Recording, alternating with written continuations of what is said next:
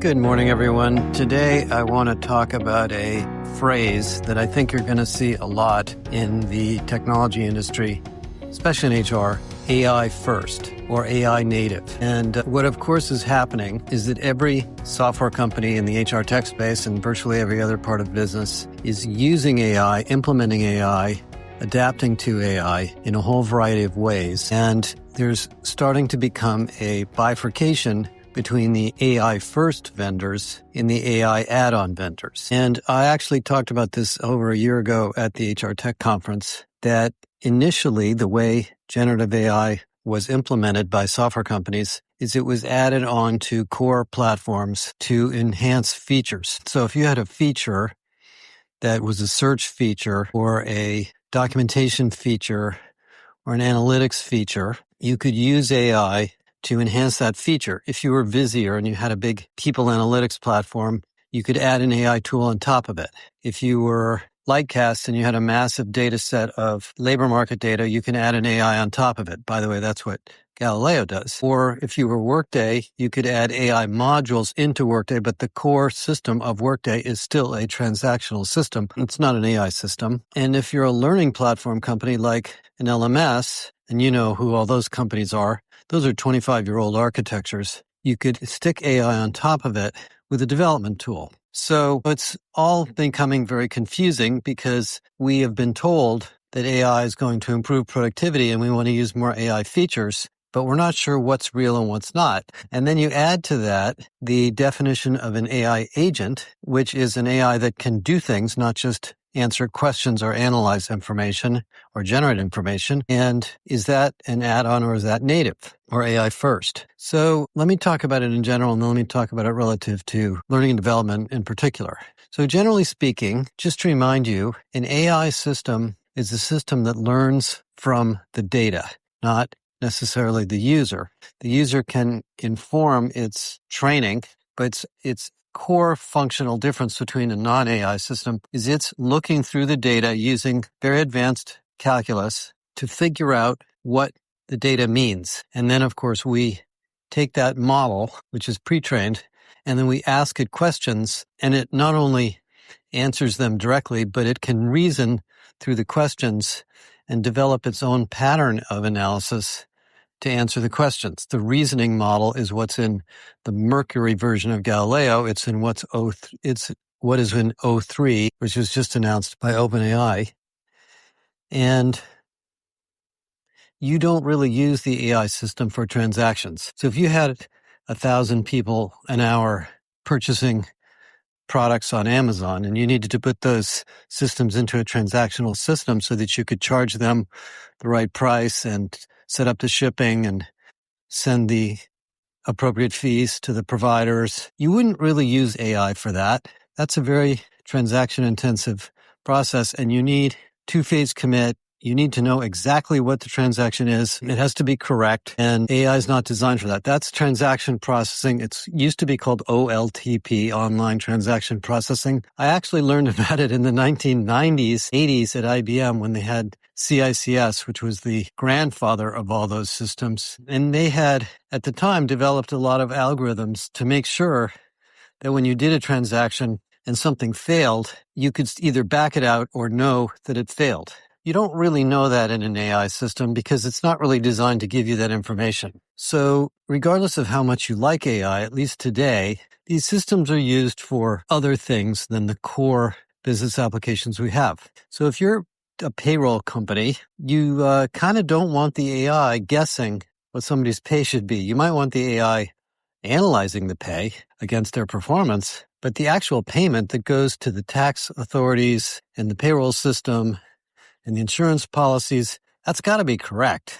And that's got to be validated to be correct. Ditto in the learning market, when you take a course and you get credit for it, or you pay for it, or you get credentialed for it, that has to be correct also. And that's why learning management systems exist primarily, is to track that stuff. So in the learning industry, where I'm going to be spending quite a bit of time for the next couple of weeks and through the end of May, we have these systems that essentially track what we've learned, not what we've captured in our minds, but what training we have consumed. And the way these systems were designed believe it or not, actually goes back to CD-ROMs. In the 1980s, there was a group of airline companies, airplane manufacturers, that decided that for all of the training they were building to learn how to manufacture and safely maintain airlines, they needed to be able to track it. And that training was stored on CD-ROMs. Most of you have never seen a CD-ROM, but it's basically a disk that stores data.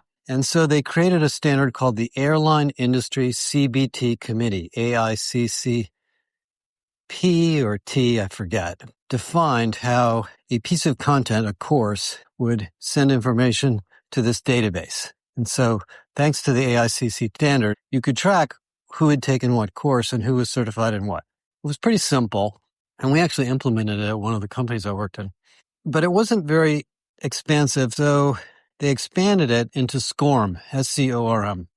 And SCORM can do things like define what course you've started, what chapter you're on, what score you had, did you complete it, did you get a numeric score or some other form of score, basic stuff that was for tracking your path through content. This was a long time ago, long before the internet and advertising and other types of cookies and things, but it worked really well. And so all of the training technologies for many years used SCORM. And what SCORM does is it separates the content, the course, or the modules of the course from the platform using a standard.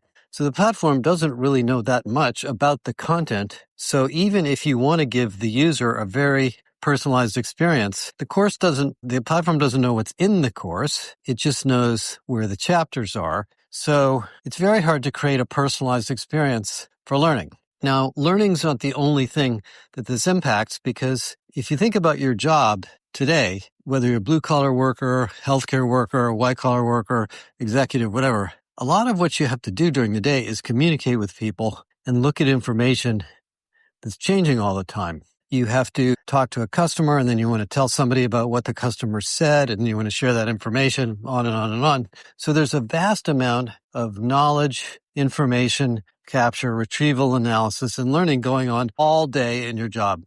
Even if you have a pretty routine job, things break, things change, you need to figure out what happened. So we're always learning at work. And the learning and development industry that really started my career in HR, which I've always loved, is filled with academics and really thought-provoking people that have been trying to figure out how to make this learning part of work better. Learning in the flow of work, micro-learning, adaptive learning, virtual reality learning, simulations, cohort-based learning, lots and lots of ideas, 70, 20, 10, etc. And in the middle of all of these new ideas and this really badly needed domain of business is this stupid standard called SCORM. It feels stupid now, it wasn't stupid at the time, but it's basically a blocker that gets in the way between a system trying to help a user and the content that they need. So there was another standard that was created called XAPI that has a more granular data set so you can get more information from the content. But regardless of even that, this idea that the content is over there and the system is over here, and we got to get these two things to talk to each other, is the fundamental problem we have in the information retrieval and learning in business. It is the number one fundamental problem, because now that you have AI, and I'll get back to this idea of an all AI platform in a second. Now that we have AI, we can generate the content from the platform. The platform becomes the content.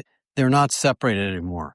That is what an all AI system could do. An AI native system, and there's a lot of them out there. Sana is the one we work with for Galileo. There's Eightfold for Talent Intelligence. There's others. An AI native system can look at vast amounts of data, unstructured, including graphical data, numeric data, text, reports, documents, checklists, compliance data, audio, video, etc.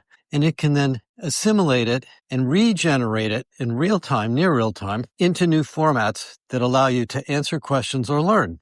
That is a spectacularly different approach than this AICC SCORM XAPI separation model we've had. So architecturally, in many cases of HR and business, we have a completely different way of thinking about systems. So in the learning industry, which is a $350 billion industry, by the way, a lot of people think it's a sort of a sideline, but it's actually huge. part of business, this is going to change everything. And this is the really research we're launching at our conference, is how much this is going to change everything. So AI native systems are radically different in what they can do and how they behave. And you're going to use them in a very different way. So let me tell you about AI native and what it means to learning and development, which is a sort of a complement to the podcast I did a couple weeks ago. So let's go back in time a little bit and talk about learning and development in general. Going back to these airlines, the reason AICC was created, it's called AICC, I just remembered, SCORM, etc., is because when you're manufacturing a business critical, life critical piece of equipment like a plane, and you've learned over many years precisely how to weld something or what torque to use on a bolt or whatever it may be, you really want to know that everybody is doing it the right way. Because if they're not, something could break and somebody could die. We have in all of our businesses things that are in some sense mandatory for safety reasons, for business reasons, for government compliance reasons, and so forth. And we need to validate that our workers, our employees, our teams know what those things are and can do them correctly. And then we have a whole bunch of things that are related to that, but they're not as compliance-centric in terms of how do we use our Salesforce system, how do we log our time off, how do we talk to customers, what is our culture, what is our management behaviors. So there's this whole gradation of learning that goes on in companies on how to do your job. Some of it's very soft, some of it's very hard. Now, we as humans all consume information a little bit differently. Some people like to read, like in my case, I'm a reader. I would rather read than listen to a long narrative, frankly. Other people want to listen. Other people want to talk. Other people want to do hands-on stuff. People have a lot of patience. Some people don't have a lot of patience. Some people are in jobs where they could take an hour off. Some people are in jobs where they can only take 5 minutes off, etc. So what we've had in the training and learning industry for many years, in the business side, I'm not talking about academia, is content developers or instructional designers who take this domain of information and they break it into pieces and they put it into chapters and they create books and courses and simulations and tests so that we can all consume it in the ways that are best for us. Unfortunately, we use what I call the publishing model. The publishing model is we, as the designers of the content, take the corpus of information, we study the problem and the users, and then we build a thing for them to learn from. This thing we build is usually called a course, but sometimes has other names. And then we launch it. We stick it in the LMS, connect it rather to the LMS so that the LMS can track it.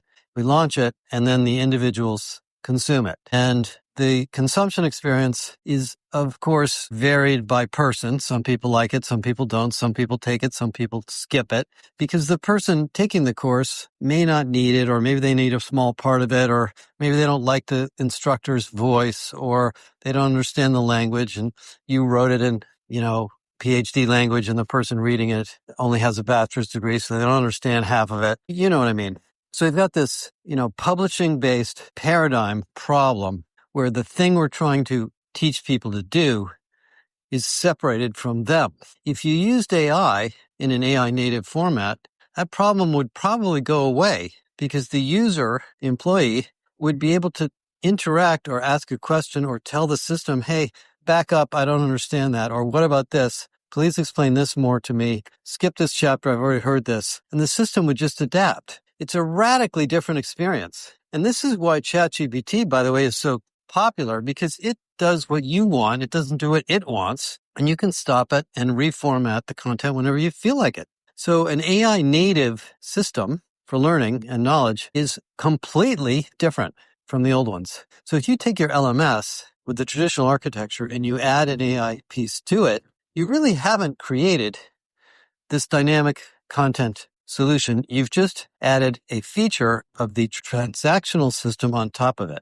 So I was at a conference 2 weeks ago with a vendor, I won't mention the name, who has branded themselves AI native. And, there was a lot of things going on there. They were showing how you could generate characters and talking heads and stuff. It's pretty cool what you can do. And one of the sessions I was in, we talked about AI-based instructional design. And there was a course from ATD.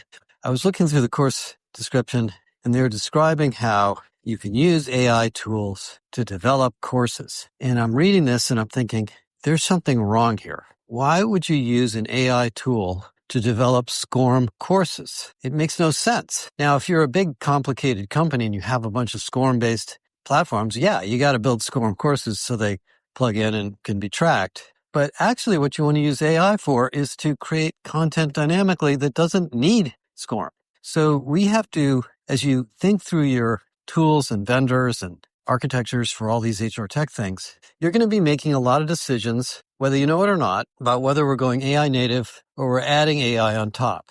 And this is true in recruiting. This is true in performance management. This is true all over the place. By the way, a surprising finding that has come out of a lot of conversations I've had, and I'm going to publish a podcast pretty soon that's going to really get you jazzed about this, is how big AI can be in performance management, because performance management is something that everybody does. Every company does it. It's a pain in the rear for every organization I've ever talked to. Employees don't like it. Managers find it to be very time consuming and difficult. And we want the process to be positive and developmental and non-judgmental. And it's hard to do that sometimes. So if you think about the performance management process, what an AI native system might do, it would presumably look at a lot of data about a person's work, compare it to the similar amount of data from other people's work, help the person see where they're strong and weak relative to other people in the organization, and give them developmental feedback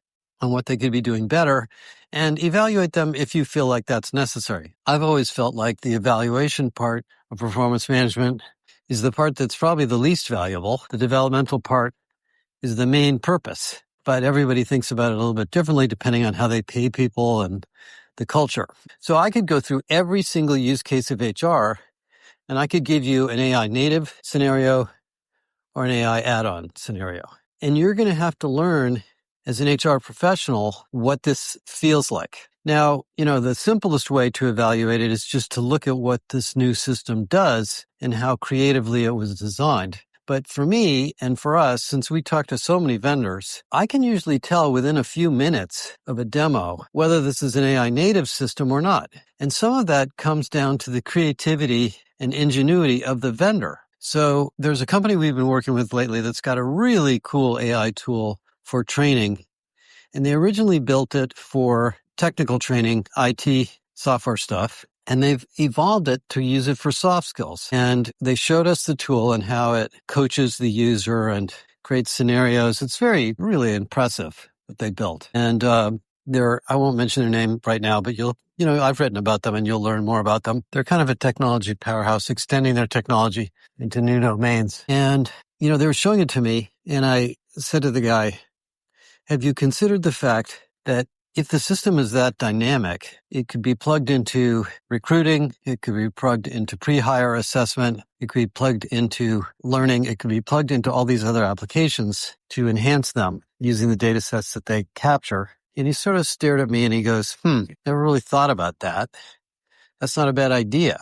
Because where I think AI is so different from transactional data systems is that the training nature of it means that the data corpus that you create can be reused in many, many other ways. And so the system that does pre-hire assessment, the system that does onboarding, the system that does coaching, the system that does career pathing, they all really kind of should use the same data. It's not happened yet, but it will. And right now, the interoperability between AIs is not even standardized. And there's a new proposed standard from Google called A2A, agent to agent, that's supposed to work on that, but that'll happen. So anyway, that's kind of my little session for this morning, talking about AI native, AI first, AI architectures. And I think, it doesn't really matter what your job is in HR. It's really valuable for you to learn the basics of this so you're familiar with what's going on, because this is really different. In the L&D space, it's 100% different from the way we did it before in the publishing paradigm. And that's going to be true in recruiting and all these other functional areas of HR, as well as in many, many other employee-facing applications that we have in our companies. Okay, everybody have a good weekend. Talk to you next week.